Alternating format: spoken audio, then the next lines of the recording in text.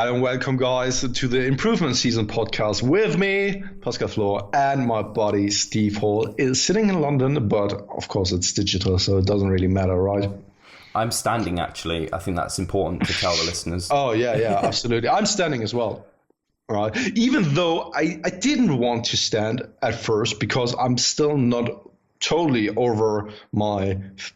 I would assume that it was food poisoning like 2 days ago, but I'm not really sure if it really was that because I'm still feeling a little bit under the weather. But anyway, of course, we are talking this time about the recap, what was going on in our past week in terms of training, nutrition, all that kind of jazz. And afterwards, we have something actually really important to talk about when it comes to the awareness and learning how to read your body, how to listen to your body in the gym, and also how to build up the mind-muscle connection, because this doesn't really come the first time you're actually approaching the gym or a training session, but this takes some time to actually develop, right? Yeah, definitely. And yeah, we both had a bit of a strange week, and we haven't touched on it yet. But so for me, in terms of my training week, I mean, training's been going really quite good. I've had, really a productive week, and I think my mesocycle may end up being, usually I do a 4-week accumulation, 1-week deload. I think I might be able to edge out a 5th week of accumulation if I don't push too hard next week, mainly because me and Charlotte might be going away in the first week of February. So I'm thinking good time to deload. So if I can edge out an extra week, then I might do. But yeah, training wise, this week's been really productive. Feeling everything's just ticking over really nicely, feeling very strong in the gym. And nutrition wise, I've just been keeping it absolutely the same. I haven't changed anything. But and anyone who follows me on Instagram will have already known this has been happening. Basically woke up Monday morning like 3 or 4 pounds above my weekly average from the week before, and this basically held until pretty much Friday. And I suffer from edema, so large amounts of water retention, and I'm still not completely sure why it happens. I've seen specialists about it, I've seen doctors about it, I've had blood tests. They don't really know what's going on. I've had theories thrown at me that it could be that, but I never really know. But it completely throws me off because it's like, right, I'm weighing in daily to try and get a weekly average, but my weekly average it's like bad data, really. So I've just been trusting the process, trusting that I'm in the amount that I should be eating. It's not like I've been feeling absolutely stuffed all the time. So I know I'm not absolutely just pounding on loads of fat. And today, basically, my edema vanished. Yesterday it was pretty much down. Today it's pretty much completely gone. And my weight was down below 174 pounds, and it had been up at 176 like the whole week. So it's something, it's a very personal thing to me to have to deal with, but I think it does apply to any of the listeners. Kind of when you are in a gaining phase, you do kind of have an awareness of what your maintenance was, what your surplus is kind of doing. And I know I track my steps pretty much. I have a very similar activity output and things, nothing crazy is happening. So I shouldn't really, I guess I don't really need to weigh in daily and take the weekly averages, because I know if I start this, by the end of the month, I should have increased weight. I can kind of trust that. And this might be an approach I end up taking because it's more of just the fact that the daily weigh-ins aren't providing me any data that's particularly valuable, because the edema just absolutely, I mean, it's so much, it's not just edema around my ankles, but I have water weight. I can feel it even around your love handles, they just feel very I was there's tons of fat there, and I'm feeling it. I'm it's actually water. So that's been really throwing me off, and I'm kind of a bit gutted because I may well have not eaten quite enough to what I wanted to. So I go for more of if people are thinking about what sort of surplus am I going for, I am going for a purposeful gain of weight. I do want to see gains of weight every other week, whereas I'm not taking a very, very slow approach. I don't want to, at least. That might have been what I've fallen into by default, and that's actually what we spoke about beforehand, whereas I always aim with clients normally and myself for that more purposeful, we're going to gain this weight, and it quite often ends up being a bit closer towards a bit of a slower, which I think is fine. So yeah, next week I may end up bumping my calories up by 100, especially if I'm hoping to have the recoverability for an extra week after that. 100 carbs, right? 100 grams of carbs, damn, that'd be a lot. Yeah, 100 calories might not even be, I mean, I might end up pushing 100, 200. But yeah, my carbs are like 550 grams, so they're pretty lofty. But it's a lot, eh? It's a lot of rice at the moment, especially because me and Charlotte are moving out soon, and I have just lots of rice. Like, for some reason, I had like 3 bags of basmati rice. So like, and it's funny because you're not the super overly active person. I mean, you get in like 10,000 steps a day or something. Yeah, I get like, well, on the weekend, it goes, if I actually do what I normally do, and I like to be out on the weekend, I get like 15 to 20,000. But yeah, during the week, it's like 12 is pretty much. Okay, I mean, for our US listeners, that's still a lot. I mean, really a lot. I have a lot of US clients who actually struggle with only getting in like 4,000 steps a day because they are driving everywhere, right?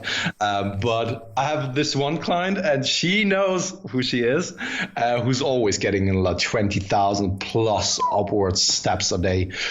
And that's normal. She's not even trying, right? I think that's fine. Totally. I mean, as long as it doesn't interfere with your recovery. And that, I mean, if that's basically your life, sure thing, absolutely fine. And I think that there's nothing against that. And those are most of the people who can get away with a really high intake because need, right?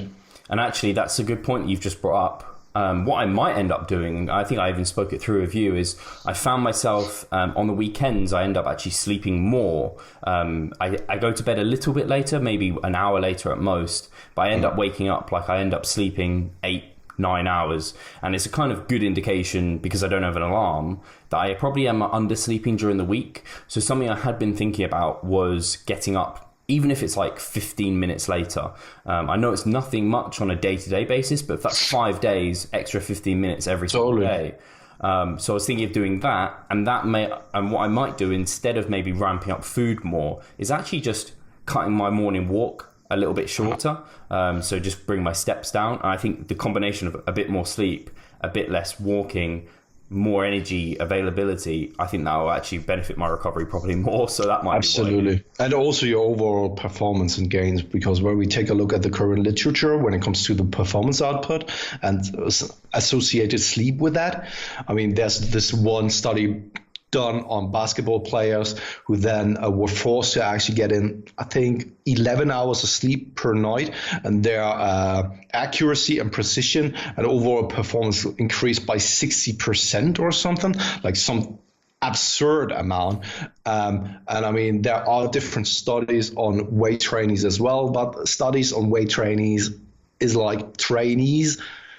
You only need to do a little bit of training beforehand, and then you are already a trained athlete, right? But I mean, that's not to say sleep is fucking absolutely important and mandatory for a good performance output. And we can see with that other study in terms of fat loss, that in terms of lean body mass loss, ratio to fat loss was highly increased when you are sleep deprived and only getting in like 5 hours of sleep or something, in comparison to when you're sleeping a lot. Then the overall fat loss was actually way higher compared to the lean body mass loss, right? I mean, when you then take it to gaining, you can assume that your performance is so much better and that you are actually gaining a little bit more of muscle mass in comparison to fat mass along the way. Yeah, I just think I often hear about the recommendations of like 6 to 8 hours sleep, and you hear about like vitamin and mineral recommendations. But if you just think back to protein, you think, okay, for an average person who's not really weight training or anything much, they don't need that much protein. We're obviously eating quite a bit more than them because we need it, because we're breaking down our muscles much more and we're trying to grow extra muscle. So when you think about vitamins, minerals, when we're thinking about sleep, we're actually putting our body through a lot more than the average person is. So I think the sleep recommendations, or the average vitamin mineral recommendations, actually need to be, generally we're at the higher end of that because we just demand more.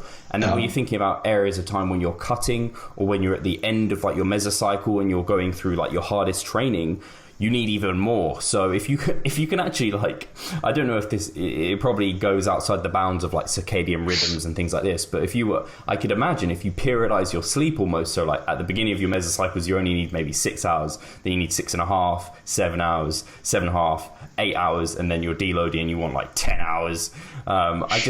I don't know if there's any efficacy to that, but it kind of makes sense in a little space in my head. But I think the circadian rhythm would probably end up playing into that a little bit. But sleep is so undervalued. The theory is definitely interesting, but if it really would be beneficial, I think, it might be interesting to actually take a look at something like that, right? But it's always hard to create a study like that. First and foremost, to find participants to be looked at for such a long period of time. And then, it's just hard to create studies like these. But nonetheless, really interesting if someone would create a study like this. Even if, like, you could probably do a self-study if you didn't have a particular time you had to get up by, and you could just not have an alarm, and then just went through your typical training and went through your typical sleep, and you just found you were getting up later and later towards the end of your mesocycle, then that's kind of like a bit of like, oh, actually, I do need more sleep then. I don't know. That's kind of how my week's gone. Edema has been, it stresses me out a little bit, just because it's not really like I'm not like, oh my God, I've got edema. It's more like, I have to wear trackies to the gym because I've got stupid fat cankles. It's not the first time that's happening for you. And I know for a fact that it's also playing a little bit tricks on your psychology when it comes to that. And because it's kind of a health concern as well, and you don't know what is causing it and what's really going on, and thus it probably has an impact on your overall performance as well, right? Because it's like an injury. When you know it's there, you don't push it as hard anymore, right? And it's not that you couldn't push it as hard, but it's more just like a mental barrier sitting inside of your head, And for me, it's not like I still push my training, but I think I edge, like if I give myself like 100 calorie range, and this is a really it's going to be a minor detail, but I'll push to the lower end of it because my scale weight's quite high, and it's silly, but I'm glad at least. So in the past, I definitely would have drawn back. And if anyone's wondering kind of why I get this edema and everything, long story short, this is I had a head injury in the past, and so my hormonal control, because of damage to some areas within the pituitary gland, is not optimal.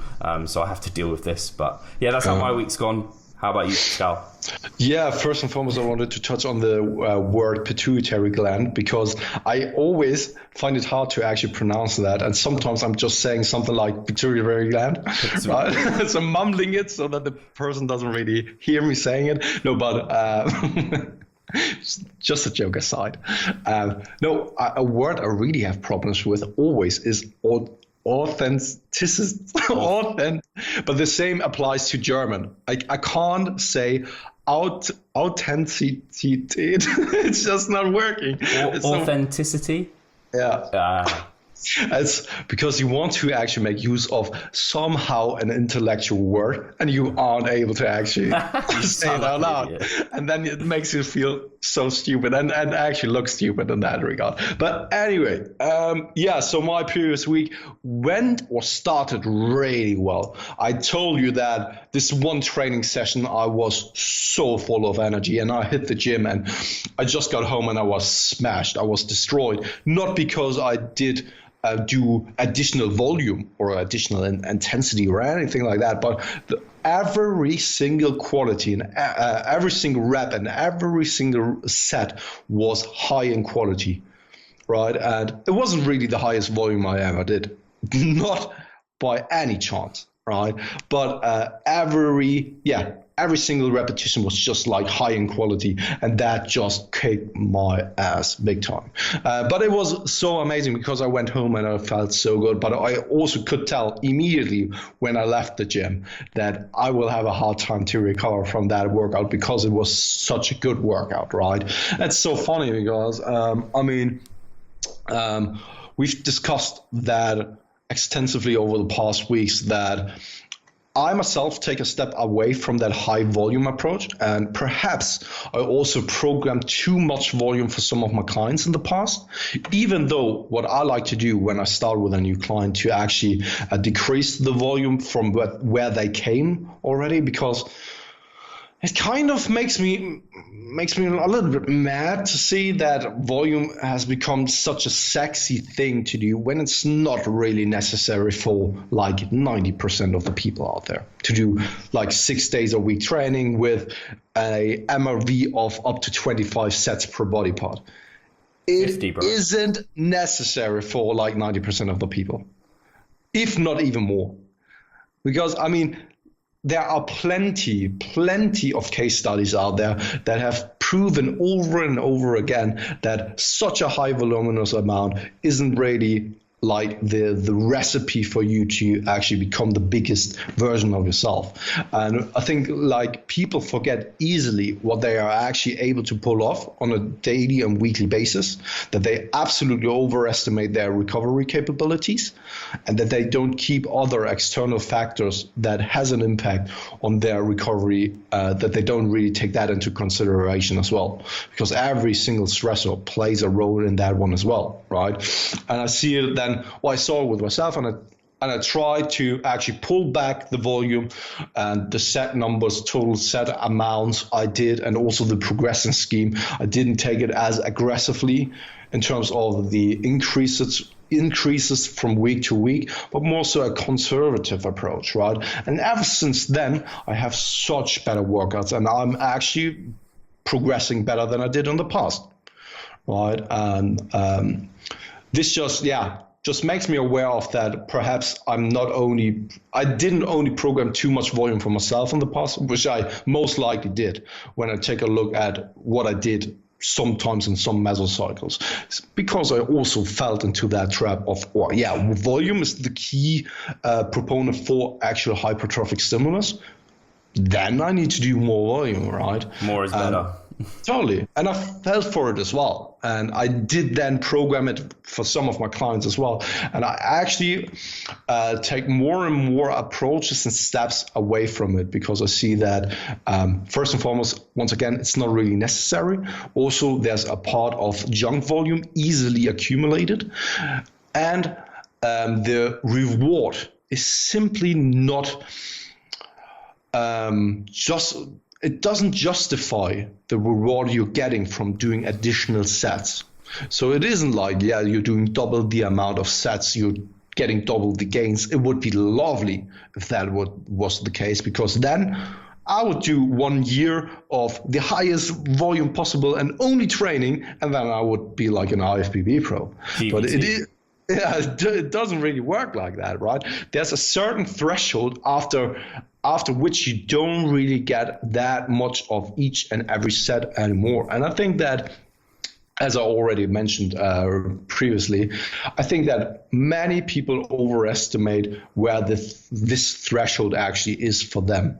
And I see a lot of people doing like something like a 6 day a week split, where it would still be appropriate to only do a 3 or 4 days training split a week with 3 sets per exercise and then do like 5 exercises per training session or something. Absolutely okay. And be in a range of, let's just take the chest as an example, be in a range of 8 to 15 sets per chest per week. It seems so wrong nowadays, because all the people think that they need to do 25 sets per muscle group. And it also on paper seems like so little, because they are now so used in having like 5 sets per exercise, right? And if you are then finished after 60 minutes in your workout, you think like, that can't be it. I'm still feeling like good and stuff like that. And then people fall into the trap of thinking they need to actually have more. But once again, I think that the threshold is lower than most people expect it to be for themselves, and they don't take into consideration all the external factors that play a role in their adaptation and their recovery capabilities and all those kind of things as well. Yeah, I think it's an issue of people not thinking. Your sessions where you go into the gym, it was tough, but it wasn't like you were absolutely smashed. That's where the majority of your training should be. The majority of your training should be very productive, like overloading but feeling good sessions. There should only be like the last week before your deload where you feel like you're going in and it's really hard and you had long workouts. If you're having every week where it's like that, that's just not productive.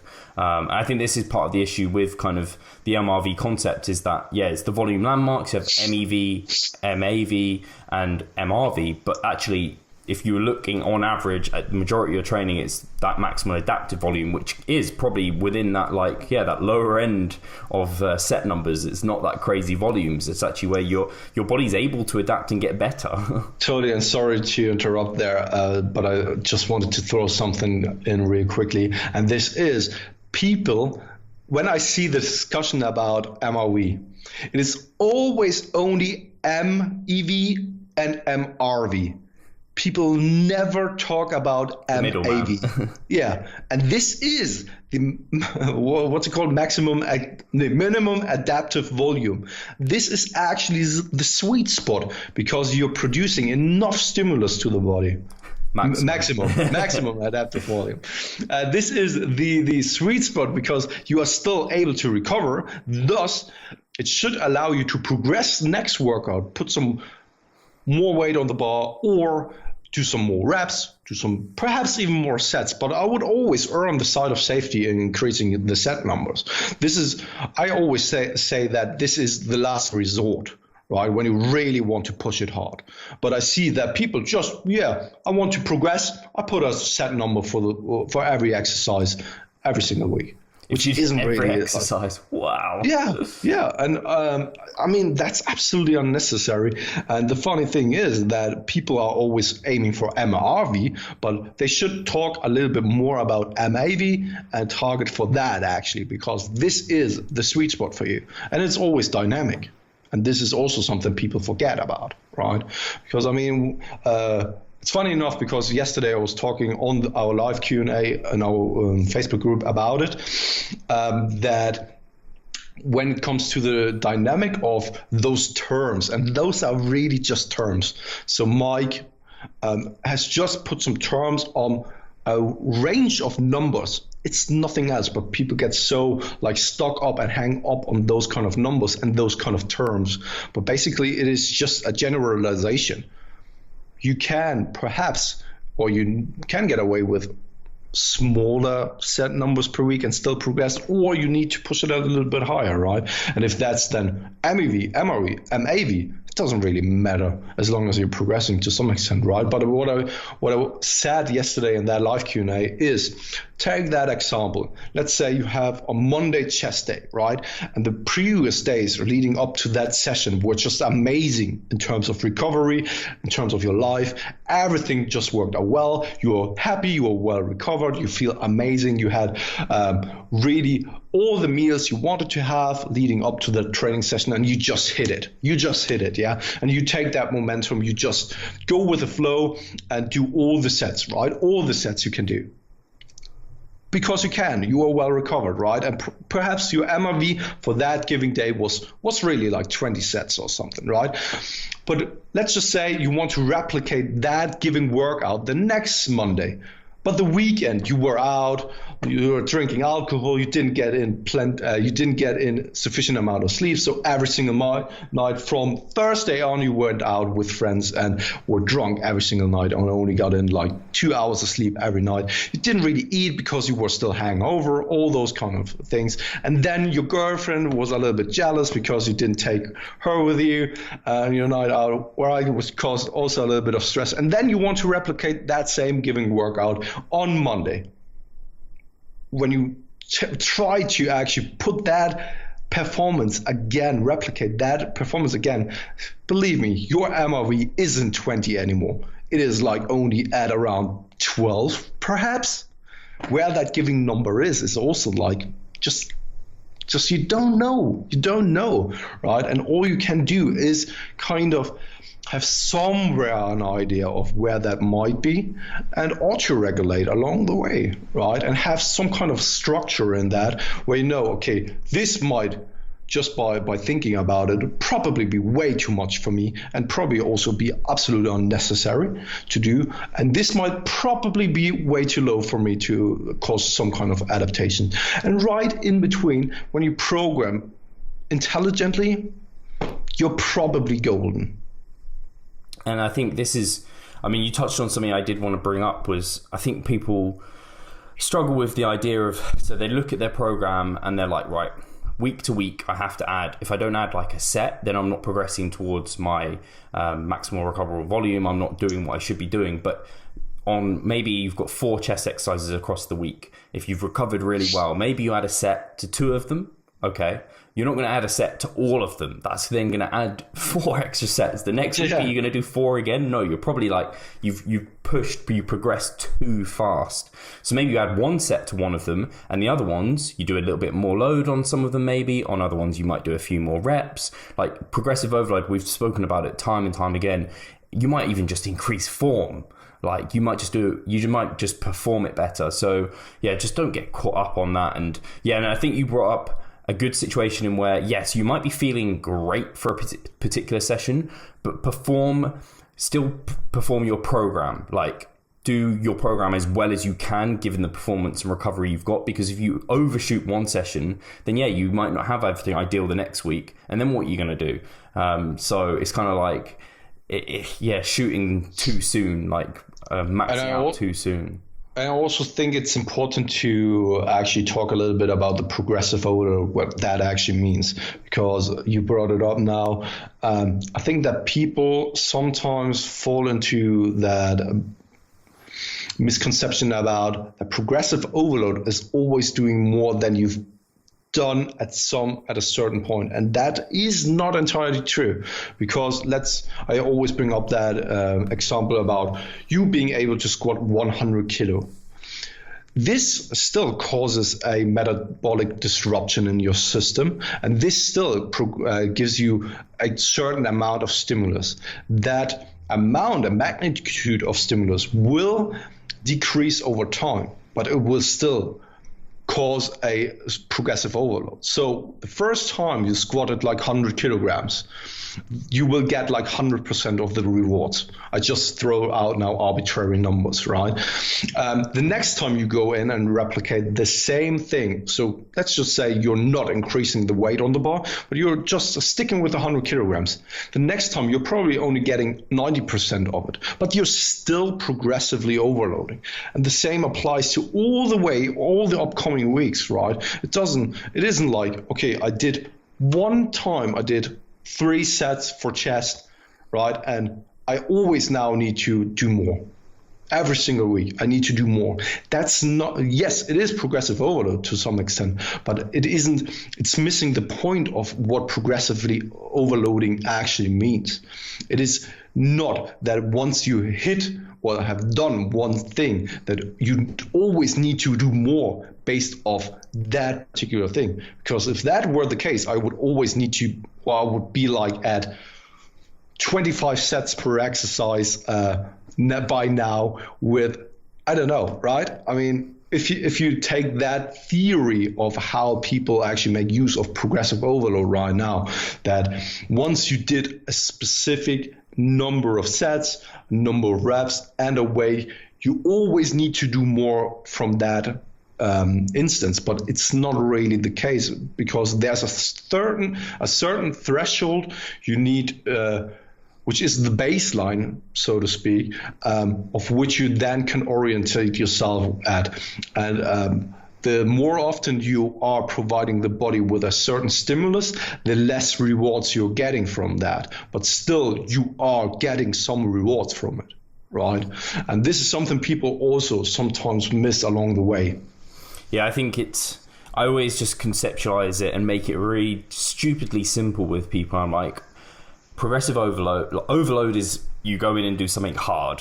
So for hypertrophy, normally, if we're talking about not taking sets but most hypertrophy, it's above 60% of 1 RM. and you're taking it within like 3 to 4 reps till failure or towards failure. If you have to go fully to failure if you're doing lighter than your 60%, most likely to cause overload for hypertrophy. Progressive element is then making things harder. So progressive overload is doing something, making it hard and harder over time. And the key also is over time. So it's not like every single workout has to be harder. It's just like, okay, you've done this mesocycle here, this mesocycle over in future should probably be harder over time. Otherwise, you probably just overloaded and you haven't progressed that overload. Yeah, good points. And I guess, did you go over your illness? No. Yeah, I mean, I don't know what caused it, actually, because I didn't really eat any type of food that is known for cause kind of food poisoning. Because most of the time it's something like meat that was standing in the fridge for too long of time, or salmon, so fish, stuff like that. But I didn't really have any kind of those foods. I really don't know what caused it. And I still am a little bit suffering of the delayed effects of the food poisoning, which happened 2 days ago. So once you're listening to that, probably 3 days ago or upwards, right? So yeah, but I mean, for the people who have experienced something like food poisoning, you know how awful it is. And for the people who've never experienced that, it is like dying. And I'm not just saying it me being a man, yeah, like man flu, but it is like, it is not fun at all. Not fun at all. And I did send Steve a lovely picture of what has happened. I'm not even going to describe that. the quote unquote outcomes. When you know what I mean. And yeah, so I'm right now a little bit recovering from it. And I did hit the gym here in the morning because I did feel like that I'm ready to push it again. But once I was in the gym, I just felt like, okay, I'm still not really ready for it. And I could still feel the fever that was going on. I still have some kind of those symptoms. So some hot flashes and stuff like that. But I mean, this is something unpredictable and this can always happen, right? It isn't like a normal flu or something. Just ate something bad and hope to recover in the next couple of days. Sucks. Yeah, it really sucks, but I mean, you can't really change it.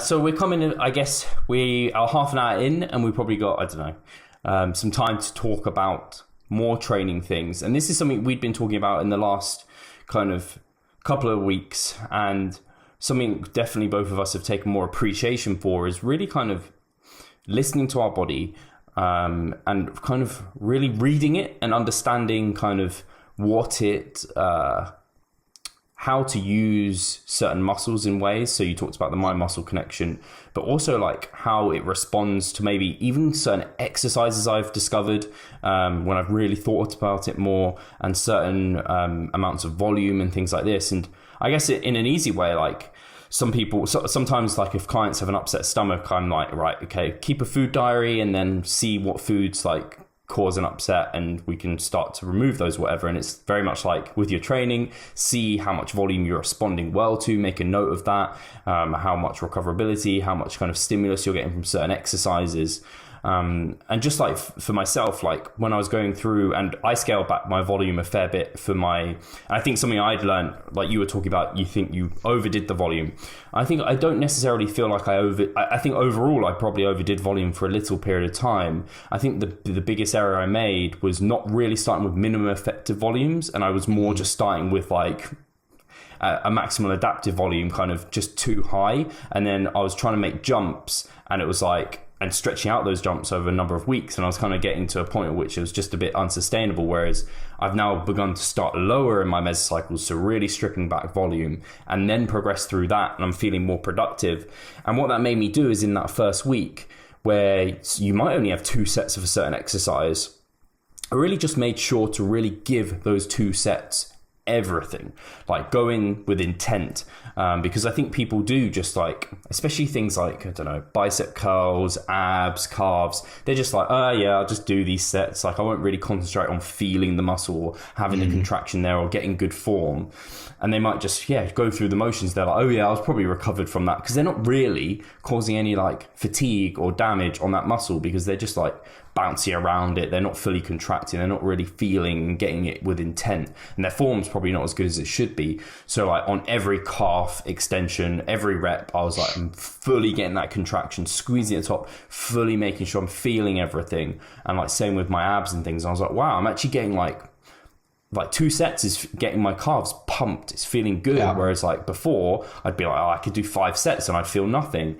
So it's things like this where just like by scaling back the volume, it forced me to go into the gym with intent with everything. And now I'm carrying that over into the rest of my mesocycle. And I think one of your clients, Pascal, Chrissy, said something like that first microcycle of your mesocycle was like setting the stage for the rest of it. And it kind of sets the precedent for the rest of the mesocycle. And I really like that thought, because now I'm doing these exercises and just actually feeling it almost in the right places. And I'm not talking about, and neither of us talking about like, doing slow eccentrics and like just like keeping the tension on the quads, bro, like all the way down in your squat. And like, you're not like, we're still doing it as a normal squat, but it's actually like realizing, if I do it like this is what areas are working and stuff. I'm not talking about kind of really focusing on the mind muscle contraction necessarily throughout, but just more so going in with intent,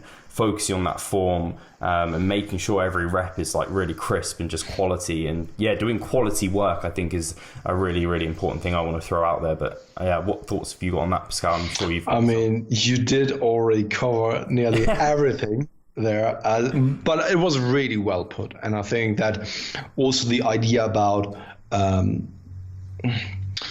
having an intent when training, and it's not just going through the range of motion, because I think that, then you can do something like 6 days a week training, because you're not really causing any kind of metabolic disruption. You're not causing really any fatigue, because you're just going in and it's just like cycling, right?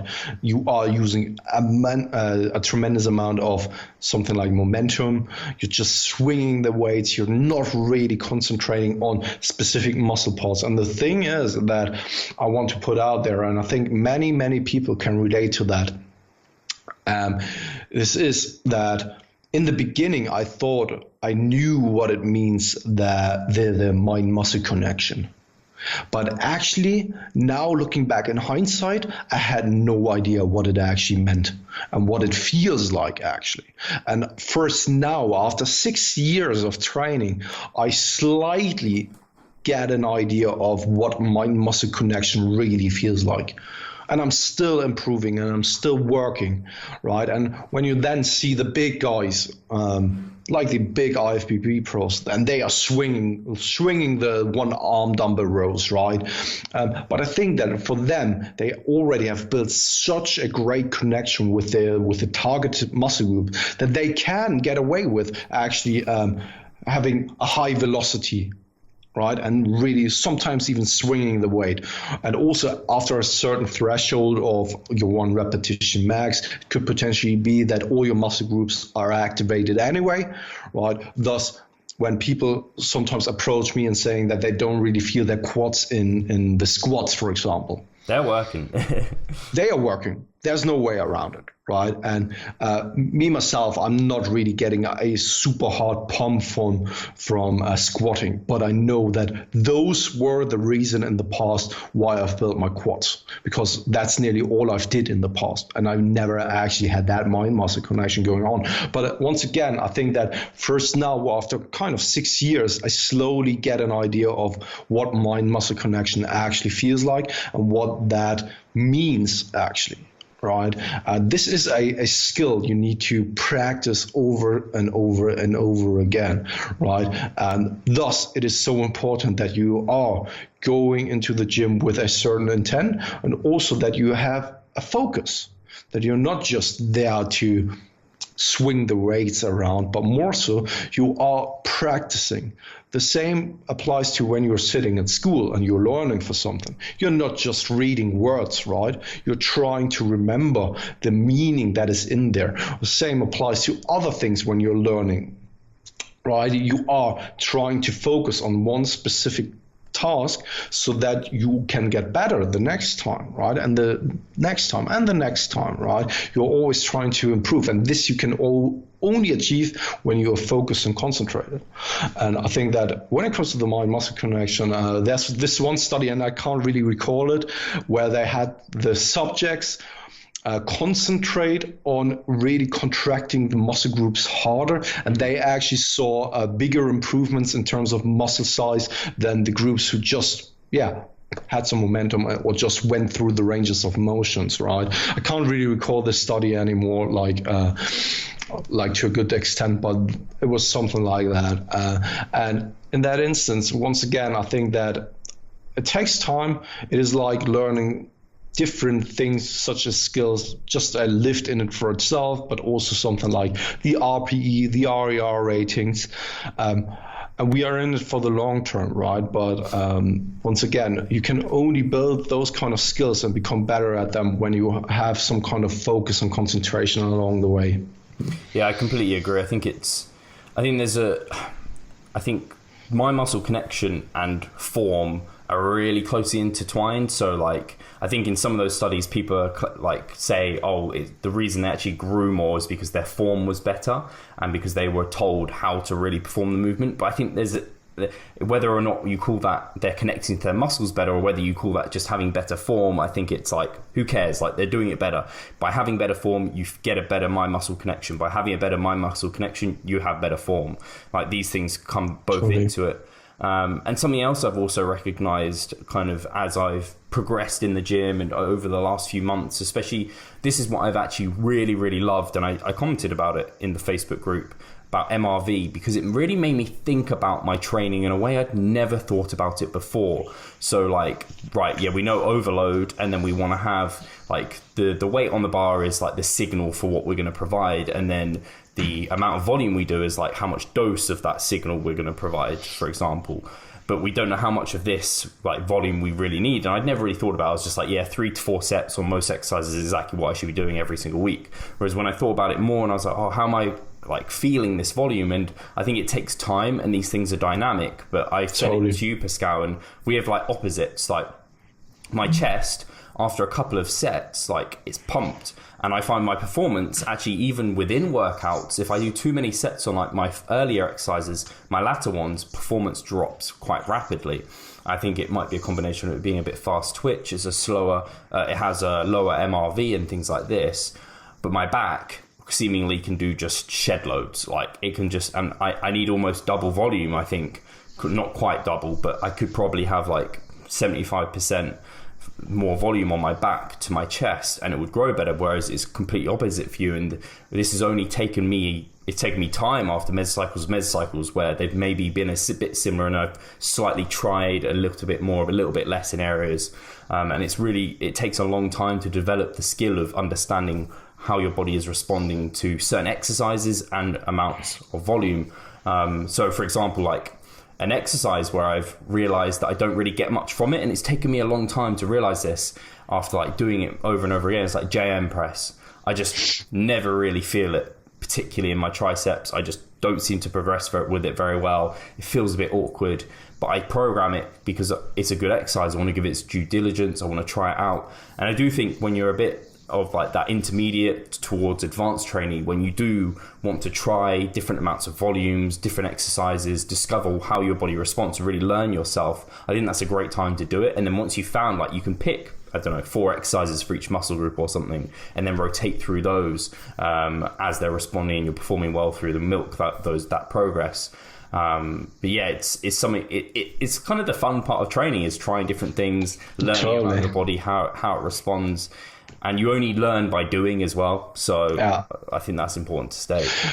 And I mean, we haven't talked or spoken about how you actually are able to create that. I really don't like that term mind-muscle connection, because I could see that people take it the wrong way. But I think it's also kind of explains it pretty well what we are trying to achieve in that instance. But how would you actually go about creating that or developing an awareness for that mind-muscle connection? Do you have some kind of techniques? Do you know how actually did you manage to get there where you're at right now? I think, or was it basically only something that happened over time automatically? A lot of it was the over time elements of it. But actually, I think something that really helped me was actually thinking about what is the muscle doing, like what's performing. So like when you're pulling your arm down, like you're doing or pulling up, like doing a pull up or a pull down, like thinking about the muscle fibers stretching and then them contracting and condensing, and thinking about maybe holding positions, like when you're at the top of a pull up, if you can just hold that like position, just and then feel that lat going, and then come all the way down and feel that muscle stretching. And this could be your warm-up sets. They don't have to be your actual working sets, because that might be too slow a cadence to be worthwhile. But actually, like making sure you actually, when you warm up and you do like your acclimation sets, and they kind of potentiate your working sets, really make sure you're in those sets. Like for me, it was thinking about muscles stretching and then coming back and fully contracting. So like that stretch and that squeeze, and that isn't necessarily what I do with every single repetition I'm doing, but just thinking, how is that when I'm thinking about the like anatomy of the muscle, like where's it stretching, where's it squeezing, what action is it performing? That's what really helped me, I think. But yeah, and then over time it just develops as your form kind of improves. That definitely helps as well. How about yourself? No, absolutely. I mean, it is kind of quite similar to your approach. First and foremost, really thinking about the human anatomy. Another word. The human physiology, how the body is moving, what's the purpose of a given muscle group, because every single muscle group has an intention, right?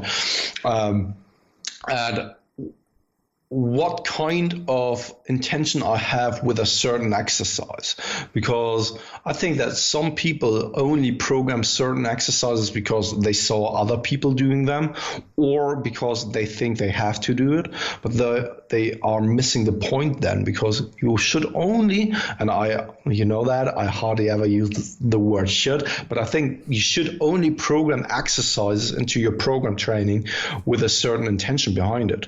What do you want to achieve with that given exercise? Are you only programming it for the sake of programming it, or do you really want to actually have a certain outcome with that giving exercise?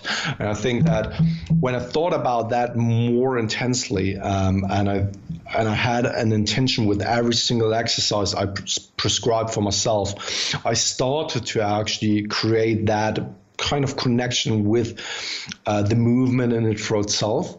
And then, of course, things like, unfortunately, injuries, where I then needed to reassess my technique, my form, how I actually move in a certain range of motion, because when I did use too much momentum, or did I perhaps elevate my scapula too much when I'm pulling or something, right? Always reassess your form, perhaps even record it with your mobile device, so that you can take a look at it and then perhaps go back and try to replicate it, or make something different so that it has a certain kind of intention and outcome for that specific muscle group. And especially what you just said about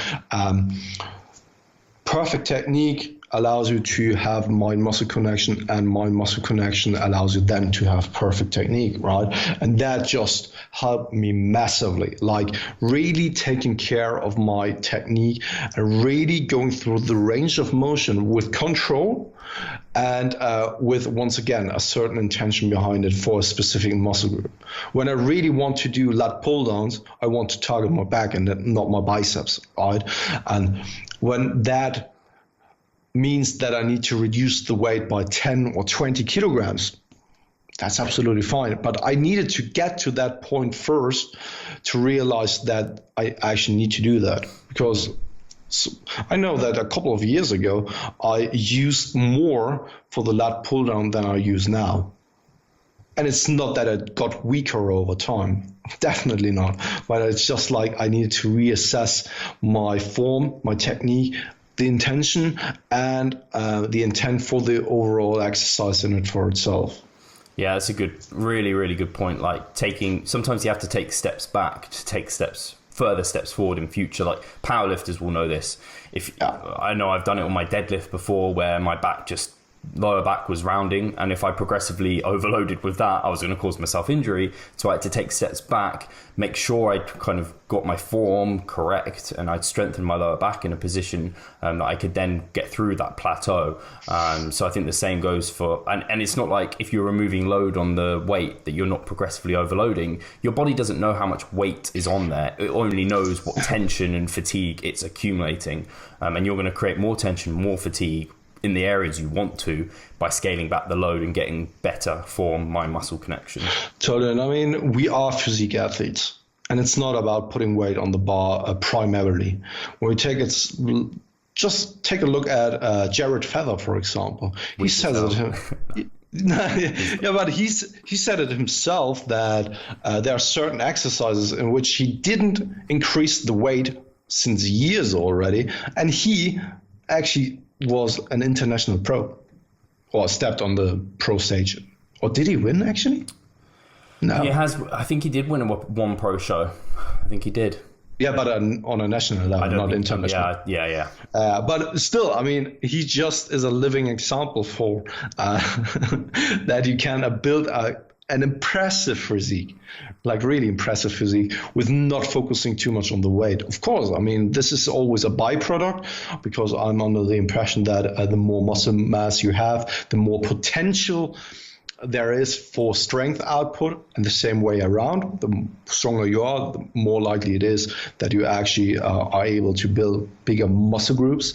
But it isn't or shouldn't be your main priority to always put weight on the bar, especially not if it comes for the sacrifice of your form and technique.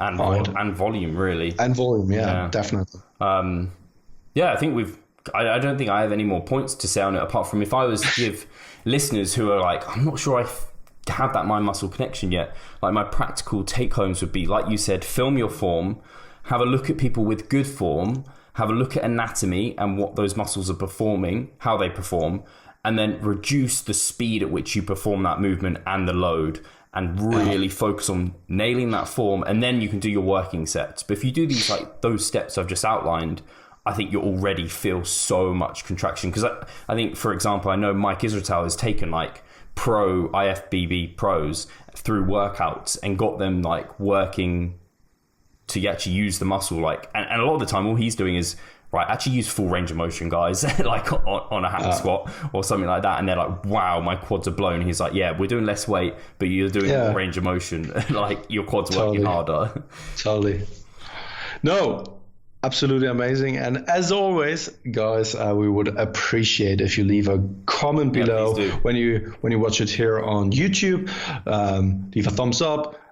Subscribe to the channel, leave a review over on iTunes. We actually received a lot of reviews recently over on iTunes, and that helps massively, like really massively. You can't really imagine that, but it does. And we really do appreciate every single one of your comments, reviews, and support in general. And would also appreciate if you then go over to iTunes and leave a review over there, right?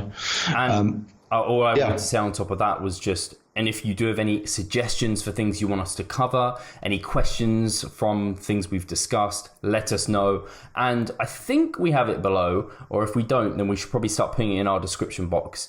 If you want to subscribe to our email list, and we don't spam, we send out literally one email a week that summarizes the podcasts with one of our... Every single week a dick pic. Every week. Every week. You can enjoy having that come in your inbox. And you can also look forward to you get free access to a program that I wrote a while ago over like a daily undulating periodization protocol. It's kind of quite cool in Excel. You can download that. Some exclusive lean gaining tips from like Eric Helm, Brad Schoenfeld, Alan Aragon within there. And yeah, you get to be on our mail list and potentially find out about exclusive deals when Mike Isotel's coming over, whether we have early bird tickets and all of that. So if you want to sign up to that email list as well, you can pretty much be guaranteed dick pics all the time, apparently.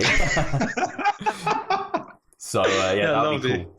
Yeah, and I just want to apologize as well if I'm shouting a little bit all the time. I mean, our listeners will be used to that based on Broderick, someone like Mike. They are shouting all the time. Now, Mike is actually pretty relaxed, but someone like Broderick, he really gets into that rage mode, right? But when I just look back now in that podcast episode now, I get sometimes really energetic, and I'm sorry for that if that is too much for you guys. I'd say screw it. It's who you are. Be who you are, Pascal. That is totally. But love it or hate it. Yeah, I'm always regulating the volume of both of our voices, so it should be all right.